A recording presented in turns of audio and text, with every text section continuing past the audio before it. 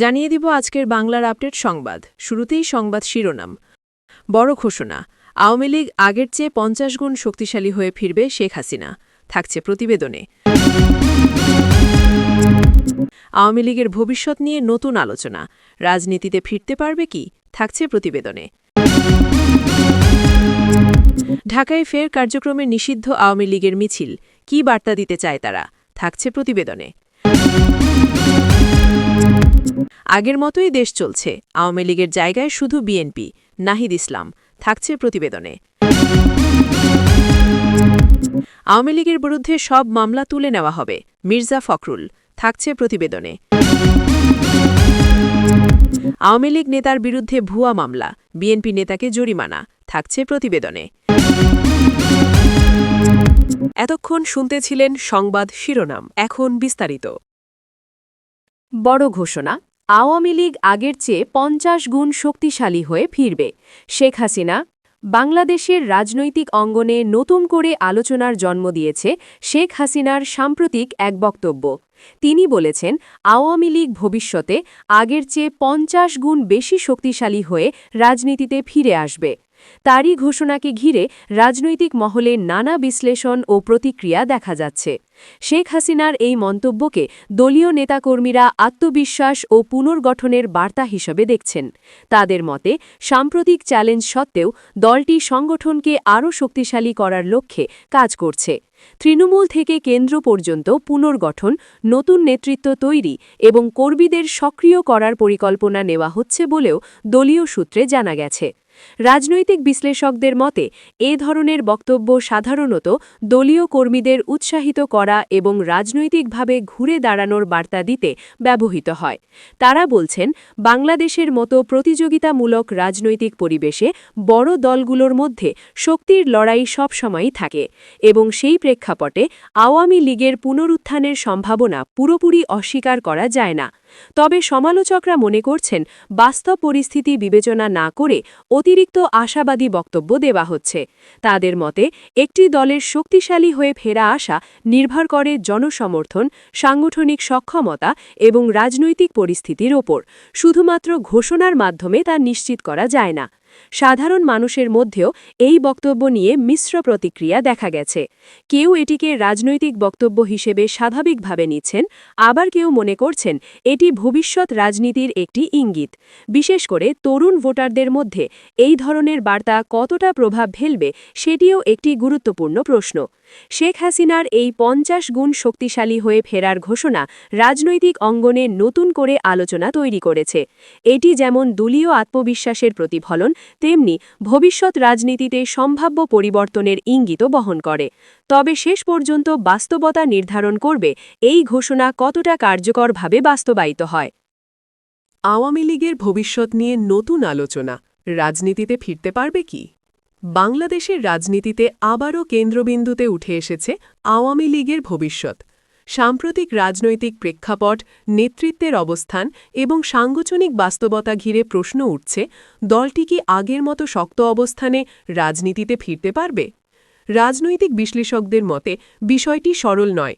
একদিকে রয়েছে দলটির দীর্ঘ রাজনৈতিক অভিজ্ঞতা, তৃণমূল পর্যায়ে বিস্তৃত সংগঠন এবং অতীতের ক্ষমতার অভিজ্ঞতা।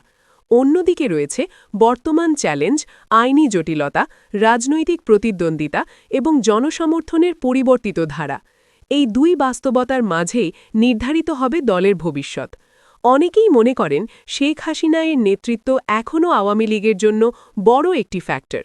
তার রাজনৈতিক অভিজ্ঞতা ও আন্তর্জাতিক যোগাযোগ দলটির জন্য গুরুত্বপূর্ণ সম্পদ হতে পারে। তবে একই সঙ্গে নতুন নেতৃত্ব তৈরি এবং দলীয় কাঠামোতে পরিবর্তন আনা জরুরি বলে মনে করছেন বিশ্লেষকরা। অন্যদিকে বাংলাদেশ জাতীয়তাবাদী দলসহ অন্যান্য রাজনৈতিক শক্তিগুলোর অবস্থানও এখানে গুরুত্বপূর্ণ ভূমিকা রাখবে। প্রতিযোগিতামূলক রাজনীতিতে ফিরে আসতে হলে আওয়ামী লীগকে কৌশলগতভাবে নিজেদের অবস্থান নির্ধারণ করতে হবে এবং জনগণে আস্থা পুনরুদ্ধারে কার্যকর পদক্ষেপ নিতে হবে। তৃণমূল পর্যায়ের নেতাকর্মীদের সক্রিয়তা, সাংগঠনিক পুনর্গঠন এবং রাজনৈতিক কর্মসূচি এসব বিষয়েও দলটির পুনরুত্থানে বড় ভূমিকা রাখবে। ইতোমধ্যে বিভিন্ন এলাকায় বিচ্ছিন্নভাবে দলীয় কর্মসূচির খবর পাওয়া যাচ্ছে, যা মাঠ পর্যায়ে সক্রিয় হওয়ার ইঙ্গিত দেয়। সাধারণ মানুষের দৃষ্টিকোণ থেকেও বিষয়টি গুরুত্বপূর্ণ। অনেকেই একটি ভারসাম্যপূর্ণ ও প্রতিযোগিতামূলক রাজনৈতিক পরিবেশ প্রত্যাশা করেন, যেখানে বড় দলগুলো সক্রিয় থাকবে এবং গণতান্ত্রিক প্রক্রিয়া শক্তিশালী হবে। সেই জায়গা থেকে আওয়ামী লীগের রাজনীতিতে ফেরা একটি গুরুত্বপূর্ণ প্রশ্ন হয়ে দাঁড়িয়েছে। তবে চ্যালেঞ্জও কম নয়। রাজনৈতিক বিশ্বাসযোগ্যতা, নেতৃত্বের প্রশ্ন এবং বর্তমান পরিস্থিতিতে দলীয় অবস্থান এসব বিষয় স্পষ্ট না হলে পুনরুত্থান কঠিন হতে পারে। বিশ্লেষকরা বলছেন, শুধু অতীতের সাফল্য নয়, বরং বর্তমান বাস্তবতায় নতুন কৌশল গ্রহণ করাই হবে মূল চাবিকাঠি। আওয়ামী লীগের ভবিষ্যৎ এখন একটি ওপেন প্রশ্ন। তারা রাজনীতিতে ফিরতে পারবে কিনা তা নির্ভর করবে তাদের কৌশল, নেতৃত্ব এবং জনগণের সঙ্গে সম্পর্ক পুনর্গঠনের ওপর। সময় বলে দেবে দলটি আবারও শক্তিশালীভাবে রাজনীতির মঞ্চে ফিরে আসতে পারবে নাকি নতুন বাস্তবতায় নতুন সমীকরণ তৈরি হবে। আগের মতোই দেশ চলছে, আওয়ামী লীগের জায়গায় শুধু বিএনপি এসেছে বলে মন্তব্য করেছেন জাতীয় নাগরিক পার্টির আহ্বায়ক নাহিদ ইসলাম। জাতীয় নাগরিক পার্টির কেন্দ্রীয় কার্যালয়ে এক সংবাদ সম্মেলনে তিনি একথা বলেন। নাহিদ ইসলাম বলেন, এখন পুরোপুরি আগের বন্দোবস্তে দেশ চলছে। সবগুলো প্রতিষ্ঠানকে দলীয়করণ করা হচ্ছে। দেশের বিচার ব্যবস্থা থেকে শুরু করে সব জায়গায় আমরা যে সংস্কারের কথা বলেছি, গণভোটের মাধ্যমে যে সম্ভাবনা তৈরি হয়েছিল, বিএনপি সরকার সব সম্ভাবনাকে নষ্ট করে দিচ্ছে। এই নির্বাচনের মধ্য দিয়ে শুধু আওয়ামী লীগের জায়গায় একটা বিএনপি সরকার প্রতিস্থাপিত হয়েছে। আপ বাংলাদেশ সহ একাধিক প্ল্যাটফর্মের নেতাদের এনসিপিতে যোগ দেওয়ার বিষয়ে তিনি বলেন, যখন জুলাই গণ অভ্যুত্থান থেকে এনসিপি সহ আরও অনেকগুলো প্ল্যাটফর্ম হলো, আমরা বলেছি এগুলো ইতিবাচক। তরুণদের শক্তি যত বেশি রাজনীতিতে আসবে সেটা তত ইতিবাচক। তিনি বলেন, আমাদের মনে হয়েছে আমাদের এক প্ল্যাটফর্মে কাজ করা উচিত, তাই আমরা তাদেরকে সাদরে বরণ করে নিচ্ছি। আমরা সকলে মিলে এনসিপির হাতকে শক্তিশালী করব, এটাই আমাদের প্রত্যাশা। আওয়ামী লীগের বিরুদ্ধে সব মামলা তুলে নেওয়া হবে। মির্জা ফখরুল। ঠাকুরগাঁওয়ে এক জনসভায় বাংলাদেশ জাতীয়তাবাদী দলের বিএনপির মহাসচিব মির্জা ফখরুল ইসলাম আলমগীর ঘোষণা দিয়েছেন, ক্ষমতায় গেলে আওয়ামী লীগের বিরুদ্ধে দায়ের করা সব মামলা প্রত্যাহার করা হবে। তিনি বলেন, বিএনপি প্রতিশোধের রাজনীতিতে বিশ্বাস করে না, বরং ভালোবাসা, সহমর্মিতা ও গণতান্ত্রিক মূল্যবোধের ভিত্তিতে দেশ পরিচালনা করতে চায়। তার এই বক্তব্য দেশের রাজনৈতিক অঙ্গনে নতুন করে আলোচনার জন্ম দিয়েছে। ঠাকুরগাঁও সদর উপজেলার মোহাম্মদপুর ইউনিয়নের শাপলা সরকারি প্রাথমিক বিদ্যালয়ের মাঠে বিএনপি আয়োজিত এক মতবিনিময় সভায় প্রধান অতিথির বক্তব্যে এসব কথা বলেন তিনি। স্থানীয় নেতাকর্মী, সমর্থক ও সাধারণ মানুষের উপস্থিতিতে আয়োজিত এ সভা পরিণত হয় বড় ধরনের রাজনৈতিক সমাবেশে। বক্তৃতার একাধিক পর্যায়ে তিনি দলের অবস্থান ব্যাখ্যা করেন এবং ভবিষ্যৎ রাজনৈতিক পরিকল্পনার ইঙ্গিত দেন। মির্জা ফখরুল বলেন, আমরা প্রতিশোধের রাজনীতি করতে চাই না। আওয়ামী লীগ যেভাবে মামলা করেছে আমরা সেভাবে মামলা করব না। তিনি আরও যোগ করেন, যদি মামলা হয়েও থাকে আমি আপনাদের কথা দিচ্ছি, আওয়ামী লীগের বিরুদ্ধে যত মামলা আছে আমরা সব তুলে নেব। তার এই বক্তব্যে উপস্থিত নেতাকর্মীদের মধ্যে প্রতিক্রিয়া তৈরি হয়। তিনি যখন জনতার উদ্দেশ্যে জানতে চান ঠিক আছে, তখন মঞ্চে থাকা এক নেতা জবাব দেন, ঠিক আছে, তুলে নেওয়া হয়েছে। এরপর ফখরুল পুনরায় প্রশ্ন করেন এবং সংলাপের মাধ্যমে বিষয়টি আরও জোরালোভাবে তুলে ধরেন। বিশ্লেষকদের মতে এই ধরনের প্রকাশ্য প্রতিশ্রুতি বিএনপির রাজনৈতিক বার্তাকে স্পষ্ট করে। তারা সংঘাতের পরিবর্তে আপোষ ও সহনশীলতার রাজনীতি সামনে আনতে চায়। বক্তৃতায় তিনি বিএনপির চেয়ারপারসন বেগম খালেদা জিয়ার একটি পূর্ববর্তী বক্তব্যের প্রসঙ্গ টানেন। তিনি বলেন, গত বছরের ৫ই আগস্ট আমাদের ম্যাডাম একটি বিবৃতি দিয়েছিলেন। সেখানে তিনি বলেছিলেন, আমরা প্রতিহিংসায় বিশ্বাস করব না, প্রতিশোধ নেব না, ভালোবাসা ও সহমর্মিতার মাধ্যমে রাজনীতি করতে চাই। এই উদ্ধৃতির মাধ্যমে বিএনপির শীর্ষ নেতৃত্বের অবস্থান যে একই ধারায় রয়েছে সেটি স্পষ্ট করার চেষ্টা করেন তিনি। দলটির দীর্ঘদিনের রাজনৈতিক অবস্থানকে নতুন করে তুলে ধরার প্রয়াস হিসেবেও এটি দেখা হচ্ছে। রাজনৈতিক বিশ্লেষকদের মতে আওয়ামী লীগের বিরুদ্ধে মামলা প্রত্যাহারের ঘোষণা শুধু একটি প্রতিশ্রুতি নয়, বরং এটি একটি কৌশলগত বার্তা। এতে একদিকে যেমন রাজনৈতিক উত্তেজনা কমানোর ইঙ্গিত রয়েছে, অন্যদিকে বিরোধী দলের প্রতি সহনশীলতার একটি ইমেজ তৈরির চেষ্টা করা হয়েছে। তারা বলছেন, বাংলাদেশের রাজনৈতিক ইতিহাসে প্রতিশোধমূলক রাজনীতি একটি বড় আলোচিত বিষয়। সেই প্রেক্ষাপটে এমন ঘোষণা জনমনে ইতিবাচক প্রতিক্রিয়া তৈরি করতে পারে, বিশেষ করে যারা রাজনৈতিক স্থিতিশীলতা চান। যদিও এই বক্তব্যের বিষয়ে আওয়ামী লীগের পক্ষ থেকে তাৎক্ষণিক কোনো আনুষ্ঠানিক প্রতিক্রিয়া পাওয়া যায়নি, তবে রাজনৈতিক মহলে ধারণা করা হচ্ছে দলটি বিষয়টি সতর্কতার সঙ্গে পর্যবেক্ষণ করছে। বিশ্লেষকরা মনে করছেন এ ধরনের ঘোষণাকে তারা রাজনৈতিক কৌশল হিসেবেই দেখবে। বক্তৃতার এক পর্যায়ে মির্জা ফখরুল আওয়ামী লীগের কথিত লকডাউন কর্মসূচি নিয়েও সমালোচনা করেন। তিনি বলেন, শেখ হাসিনা ভারতের দিল্লিতে অবস্থান করেও দেশের পরিস্থিতি নিয়ে পরিকল্পনা করছেন এবং জনগণকে ভয় দেখানোর চেষ্টা করছেন। তার ভাষায়, অন্ধকারের মধ্যে কয়েকটা বাস ট্রাক পুড়িয়ে দিয়ে ভয় দেখানোর চেষ্টা করছে, কিন্তু ভয় দেখিয়ে ১৫ বছর শাসন করেও শেষ পর্যন্ত থাকতে পারেনি। তিনি আরও বলেন, এভাবে ভয় দেখিয়ে ভবিষ্যতেও শাসন করা সম্ভব হবে না।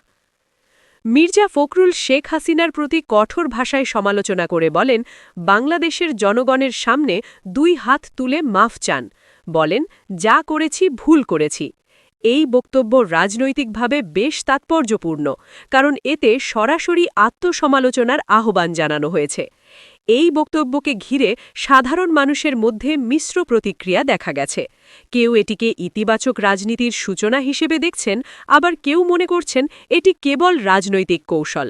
বিশেষ করে মামলা প্রত্যাহারের প্রতিশ্রুতি বাস্তবে কতটা কার্যকর হবে তা নিয়েও প্রশ্ন রয়েছে। যদি বিএনপি তাদের ঘোষণার প্রতি অটল থাকে এবং বাস্তবায়নের দিকে এগোয়, তাহলে দেশের রাজনৈতিক সংস্কৃতিতে একটি বড় পরিবর্তন আসতে পারে। এতে সহনশীলতা বাড়বে এবং রাজনৈতিক প্রতিহিংসা কমতে পারে। তবে তারা এটাও মনে করিয়ে দেন, বাস্তব রাজনীতিতে প্রতিশ্রুতি বাস্তবায়নই সবচেয়ে বড় চ্যালেঞ্জ। তাই এই ঘোষণার প্রকৃত মূল্যায়ন হবে ভবিষ্যতের কার্যক্রমের মাধ্যমে। ঠাকুরগাঁওয়ের এই জনসভায় মির্জা ফখরুলের বক্তব্য বাংলাদেশের রাজনীতিতে একটি নতুন বার্তা দিয়েছে। প্রতিশোধ নয়, বরং সহাবস্থান। আওয়ামী লীগের বিরুদ্ধে সব মামলা তুলে নেওয়ার ঘোষণা যেমন রাজনৈতিক সাহসিকতার ইঙ্গিত দেয়, তেমনি এটি ভবিষ্যৎ রাজনীতির একটি সম্ভাব্য নতুন ধারা নির্দেশ করে। আওয়ামী লীগ নেতার বিরুদ্ধে ভুয়া মামলায় বিএনপি নেতাকে জরিমানা। একটি ভুয়া মামলার অভিযোগে রাজনৈতিক অঙ্গনে নতুন করে আলোচনার সৃষ্টি হয়েছে। অভিযোগ উঠেছে, আওয়ামী লীগের এক নেতার বিরুদ্ধে মিথ্যা তথ্য দিয়ে মামলা দায়ের করা হয়েছিল, যা পরবর্তীতে তদন্তে অসত্য প্রমাণিত হয়। এ ঘটনায় সংশ্লিষ্ট বাংলাদেশ জাতীয়তাবাদী দলের এক নেতাকে আদালত জরিমানা করেছে। আদালত সূত্রে জানা যায়, মামলাটিতে যেসব অভিযোগ আনা হয়েছিল সেগুলোর পক্ষে পর্যাপ্ত প্রমাণ উপস্থাপন করা সম্ভব হয়নি। বিচারক রায়ে উল্লেখ করেন, মামলাটি দায়েরের পেছনে যথাযথ ভিত্তি ছিল না এবং এটি উদ্দেশ্যপ্রণোদিত হতে পারে। ফলে আদালত মামলাটি খারিজ করার পাশাপাশি মামলার বাদীকে জরিমানা করার সিদ্ধান্ত নেয়। আইন বিশেষজ্ঞরা বলছেন, এ ধরনের রায় বিচার ব্যবস্থার প্রতি আস্থা বাড়াতে সহায়ক হতে পারে। তাদের মতে, ভুয়া বা হয়রানিমূলক মামলা প্রতিরোধে আদালতের কঠোর অবস্থান গুরুত্বপূর্ণ ভূমিকা রাখে। এতে ভবিষ্যতে কেউ ভিত্তিহীন অভিযোগ এনে মামলা করতে নিরুৎসাহিত হবে। অন্যদিকে রাজনৈতিক বিশ্লেষকদের মতে, বাংলাদেশের রাজনীতিতে প্রতিপক্ষের বিরুদ্ধে মামলা দেওয়ার প্রবণতা নতুন নয়। ক্ষমতার পালাবদল বা রাজনৈতিক উত্তেজনার সময় এ ধরনের ঘটনা বেশি দেখা যায়। তাই এই রায়কে তারা একটি গুরুত্বপূর্ণ দৃষ্টান্ত হিসেবেই দেখছেন। এ ঘটনায় আওয়ামী লীগের স্থানীয় নেতারা আদালতের সিদ্ধান্তকে স্বাগত জানিয়েছেন। তাদের দাবি, দীর্ঘদিন ধরে রাজনৈতিক উদ্দেশ্যে মিথ্যা মামলা দিয়ে হয়রানি করা হচ্ছিল এবং এই রায় সেই প্রবণতার বিরুদ্ধে একটি বার্তা দেবে। অন্যদিকে বিএনপির পক্ষ থেকে আনুষ্ঠানিক প্রতিক্রিয়া না পাওয়া গেলেও দলটির কিছু নেতাকর্মী অনানুষ্ঠানিকভাবে জানিয়েছেন, তারা রায়ের পূর্ণাঙ্গ কপি পর্যালোচনা করে পরবর্তী সিদ্ধান্ত নেবেন। কেউ কেউ এটিকে আইনি প্রক্রিয়ার অংশ হিসেবে দেখছেন। সাধারণ মানুষের মধ্যেও এই ঘটনা নিয়ে আলোচনা তৈরি হয়েছে। অনেকেই মনে করছেন, আইনের সঠিক প্রয়োগ হলে রাজনৈতিক প্রতিহিংসা কমবে এবং একটি ন্যায়ভিত্তিক পরিবেশ তৈরি হবে। সব মিলিয়ে ভুয়া মামলার অভিযোগে বিএনপি নেতার জরিমানার এই ঘটনা দেশের রাজনৈতিক ও আইনি প্রেক্ষাপটে গুরুত্বপূর্ণ দৃষ্টান্ত হয়ে দাঁড়িয়েছে। এটি একদিকে যেমন আইনের শাসনের প্রতিফলন, তেমনি ভবিষ্যতে রাজনৈতিক উদ্দেশ্যে মামলা করার ক্ষেত্রে সতর্ক বার্তা হিসেবেও কাজ করতে পারে।